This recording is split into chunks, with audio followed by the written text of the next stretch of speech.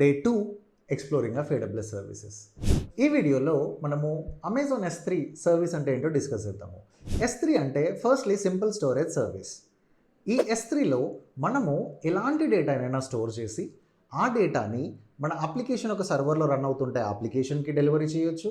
లేదు అని చెప్పానంటే ఓవర్ ది ఇంటర్నెట్ మన డేటాని కూడా పబ్లిక్లో యాక్సెసిబుల్ అయ్యేలా సెట్టింగ్స్ కాన్ఫిగర్ చేయొచ్చు. ఈ S3లో మనకి ఏ డేటా అయితే స్టోర్ చేస్తామో ఆ డేటాని అమెజాన్ వాడు అట్లీస్ట్ 3 అవైలబిలిటీ జోన్స్లో రెప్లికేట్ చేస్తాడు. దీంట్లో డిఫరెంట్ స్టోరేజ్ క్లాసెస్ ఉన్నాయి. బేస్డ్ ఆన్ మన యాక్సెస్ ప్యాటర్న్ కావాల్సిన స్టోరేజ్ క్లాస్ సెలెక్ట్ చేసుకోవచ్చు. S3లో డేటా ప్రొటెక్షన్ కోసం మనకు వర్షనింగ్ ఫీచర్ ఉంది. ఒక స్టోరేజ్ క్లాస్ నుంచి ఇంకో స్టోరేజ్ క్లాస్కి మీ డేటాని ట్రాన్స్ఫర్ చేయాలి అని చెప్పానంటే మనకి లైఫ్ సైకిల్ మేనేజ్మెంట్ రూల్ అనే ఆప్షన్ యూజ్ చేసి డేటాని ట్రాన్స్ఫర్ చేయొచ్చు.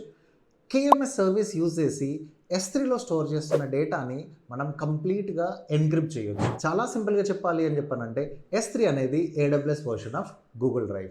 ఇలాంటి మరెన్నో ఇన్ఫర్మేటివ్ వీడియోల కోసం ఫాలో అవర్స్.